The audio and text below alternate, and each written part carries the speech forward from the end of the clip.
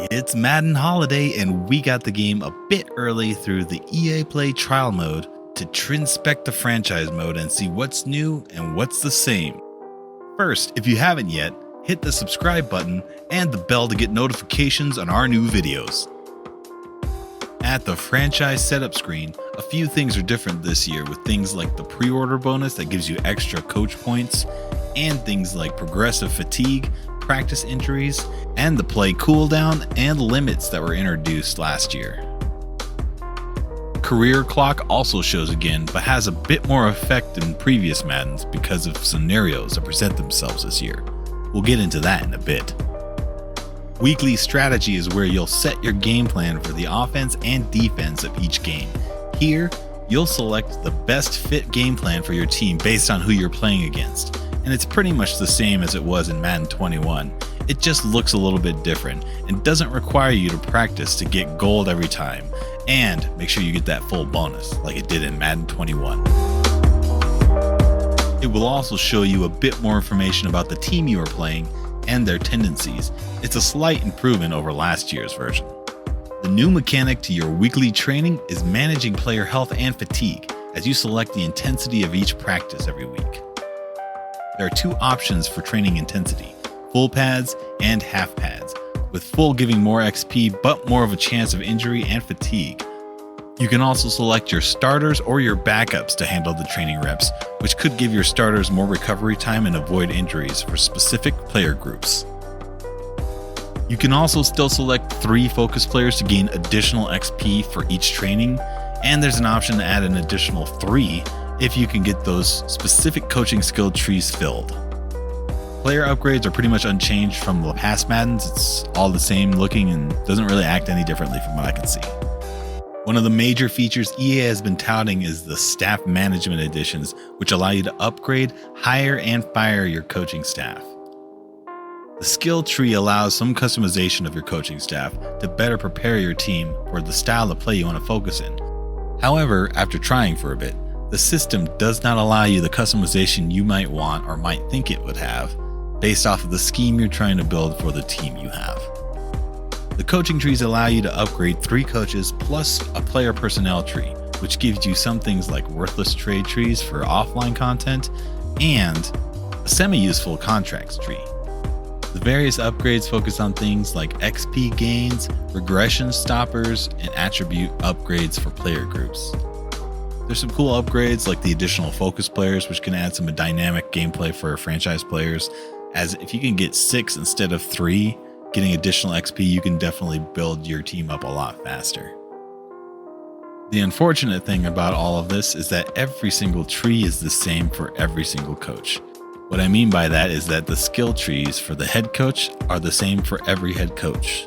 The skill trees for the offensive coordinator are the same for every offensive coordinator, and the same with the defensive coordinator. So you really don't get a robust, different style. You would think EA would have different kinds of trees based off of the type of head coach it is, but it looks like every single head coach and every single coach in general is pretty much the same. You just get to customize as far as where you select those points that you have and you gain every week. Through simulating the season, I was able to get 160 coaching points for my 8-9 record. Middle of the pack gets you about 160. That's not too bad as far as the upgrades go. You get a pretty decent amount if you want to upgrade 1 or 2 coaches.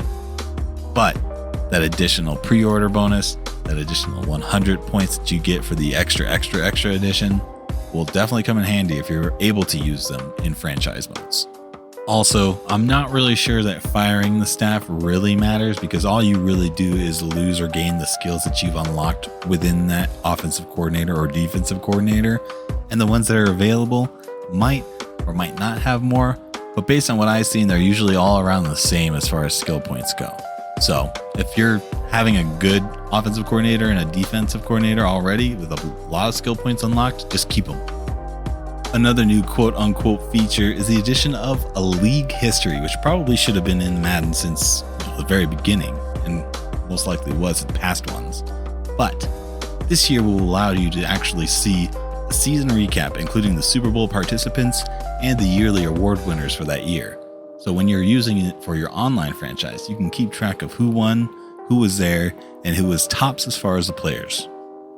Another unchanged part of the game is the free agency, which is not changed really at all. The scouting is currently also unchanged, but we'll have an update soon from EA that will have a new system. Nobody's really seen exactly what it is yet, so we'll have to take a look when that comes out to see if it really adds to the game or if it's just a new skin on top of what they've already built. The draft also remains unchanged with a pretty bad glitch that kind of makes you blind. Throughout this year's franchise mode is an abundance of cutscenes and scenarios for your team that offer some cool additions and detractions to your team. There's a cool Hall of Fame cutscene that shows one of the Hall of Fame nominees and gives a highlight voiced by Rich Eisen about the player. There are several scenarios this year that include upgrades, press conference promises and statements, weather-related scenarios, team meetings, and even some retirement situations that you'll have to deal with as a head coach and maybe an owner. I haven't played the owner mode, so I'm just going in as a head coach right now. The retirement ones can lead to some of your best players retiring early in the season because you aren't playing well, and that can be extremely frustrating. The others lead to various plus and minuses in attributes for your team, or maybe situations that you might have to deal with. For instance, if you had a weather situation and you didn't actually get all of the points you were supposed to when you had said, let's focus on running rather than focus on passing, you might get a detractor for your next game based off of how you had played before. These kind of scenarios add a dynamic gameplay, I think, to the franchise mode, but we'll have to see the frequency of certain scenarios, because if you're getting some of your best players retiring every year, that's going to really suck, especially if they're retiring early. And many people have seen, really young players like Khalil Mack retiring in the game because they've had a losing streak. Some of the other scenarios are very much the same as last year and years previous, in that it's just a little box that pops up with like a text message from the player saying, hey, I'm going to do really good next week, so make sure you pass me 300 yards and 3 touchdowns or something like that, and then I'll become a superstar. So those are still in the game and those are still present. Those scenarios don't really have cutscenes. They're more like the old school, just text messages. And those are usually just development scenarios. There are some development scenarios with cutscenes, but they're not really upgrades to development. They're more so just attribute upgrades or additional XP. After messing with the franchise mode for a bit and simming through a whole season, there is a good amount of cool stuff that has been added, but for me, there just hasn't been enough, and there's a lot of stuff that really hasn't been updated that's still the same. I'm looking forward to the new scouting system, and I'm really hoping that that changes things and it's not just a reskin of the previous scouting stuff, because I think that can really add a lot to the game, especially if it's something like the old NCAA games had. So we'll have to see what that is. But as of right now, the coaching staff stuff is really cool, but it's not really robust. It's good for, I guess, the first year, but if you think about how the NFL is and how they're supposed to be a simulation game, it's surprising that there's only really one skill tree for each kind of coach. You would think, based off of how coaching works and schemes work, especially custom schemes that are built by these coaches and how important they are to specific teams, that identity would be somehow in here. But there's nothing really like that other than the playbooks, which have been in the past the same way. So the team schemes, that kind of stuff really hasn't changed. And it's disappointing that the new stuff that they have for the coaches doesn't kind of add to that and make it a little bit more robust like that. It would have been great to see teams like the Ravens, who specialize in run, have a coaching tree that allows you to kind of make that even better, And while there are parts of coaching trees that allow that, it just doesn't make it seem like it's schemed towards whatever you're trying to do, right? If you're trying to build a team that airs it out and goes all out for wide receivers, there should be a way to kind of choose that so that you can kind of have more options for wide receivers rather than the options that you're given. This is just a couple of examples of things that I think could be better, but this is a good first start, and I think that it will be more robust next year, and hopefully there will be some sort of scheme stuff added to it, because really that's all kind of the same right now, and that kind of sucks because franchise mode defining your team would be even cooler if you could do that through coaching.